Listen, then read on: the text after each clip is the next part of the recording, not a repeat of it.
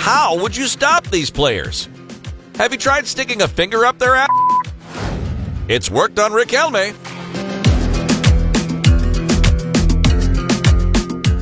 Sticky fingers. Who doesn't love South American wonder kids? Specifically, Argentinian ones.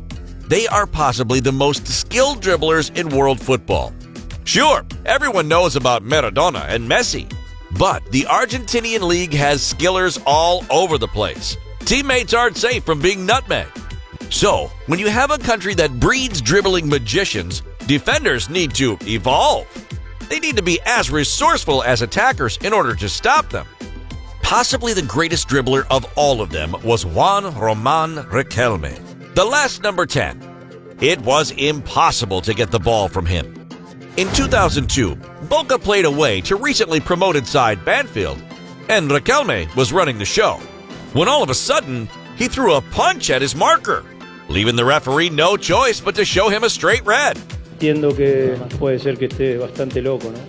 It turns out the defender Santa Cruz came up with a bizarre way to stop Roman.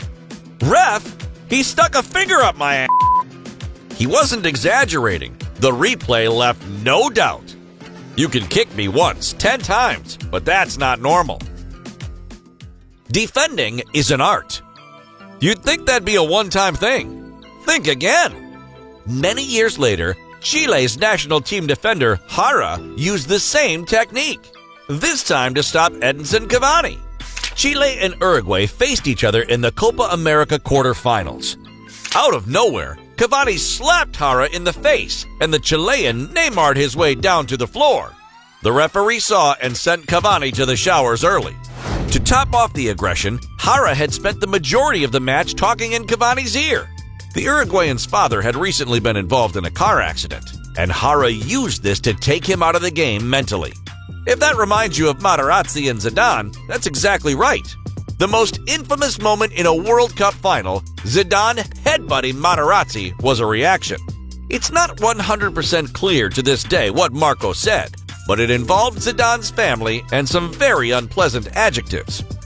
Insults are not the only mind games that exist in football. The nicest defender. Jose Maria Jimenez had an outstanding debut in Uruguay's national team, man-marking Radamel Falcao and completely nullifying him. The Colombian legend revealed what sort of treatment he got from Jimenez. I couldn't concentrate as Jimenez was driving me crazy. Did Jimenez insult Falcao? Mess with his family? He asked me questions. Okay. First, he asked me what car I had. When I was explaining it, he had already gone and was waiting to meet across. Wait, what? Then, he asked me why the flags of Ecuador, Colombia, and Venezuela have the same colors. Well, I guess that's a fair question. They do look similar. Next, he came over to me and told me it was his debut, that he was very happy, and that he would get a tattoo of the date of his match. Hey, that's nice. Asking me if September was spelled with or without a P. I ended up missing the chance to jump for a cross. He drove me crazy. Jimenez didn't need insults, no rude behavior, no nasty tackles. He just kept messing with Falcao's head, taking him out of the game. Pins and needles. When you think about Argentinian football, River and Boca come to mind. But how about Estudiantes? An historic team from the city of La Plata. Estudiantes have as many Copa Libertadores as River Plate, and won the Intercontinental Cup against Manchester United at Old Trafford. They were football bullies, not only playing a violent tackling game, but employing secret tactics to stop their rivals. They would hide pins in their socks to stab rivals when defending and attacking set pieces. AC Milan also suffered at the hand of Estudiantes' aggressive game. But that wasn't the end of it. They had one more trick: learning the names of every spouse and girlfriend of their rivals. Estudiantes' style of hard tackling, set-piece obsession, and heavy man-marking became a school, with notable graduates including World Cup winner Carlos Bilardo and Diego Simeone. Surprise!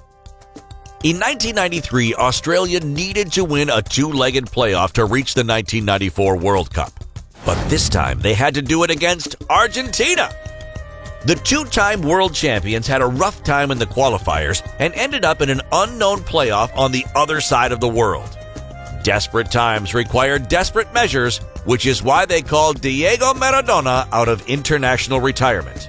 The most unmarkable player in football history. A dream for football fans. A nightmare for Australia's captain. They told me I was going to mark Diego Maradona, and I didn't get a wink of sleep for 2 weeks because I was thinking of all the things that he did for Napoli in Argentina. Wade was desperate to come up with a way to take Diego out of the game. I'm standing there in the tunnel. He's standing next to me, and I thought, now, do I look tough? Or do I say something encouraging? Then, the unthinkable. You know what I did?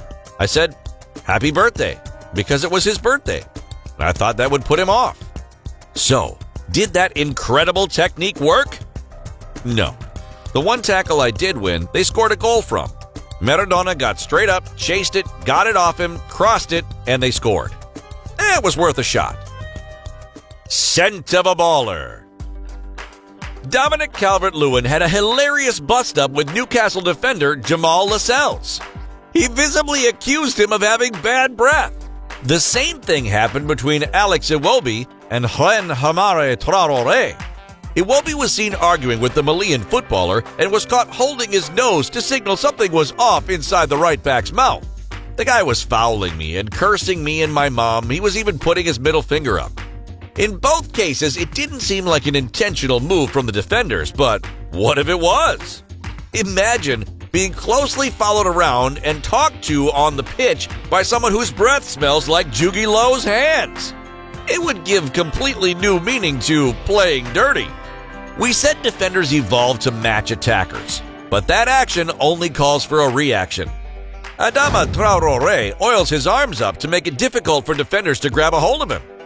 And the legendary Paraguayan goalkeeper, José Luis Chilavert, revealed a story about Michael Ballack when they faced each other in the 2002 World Cup. Strure had to man-mark Ballack, Germany's best player at the time, but it was impossible to stand near him. He reeked like a goat. Chilavert even wonders to this day if this wasn't a tactic by the German. Whatever the case, it worked. Germany kicked Paraguay out in the round of 16. In football, you have to fight for every inch. Look for any advantage within the rules in order to win.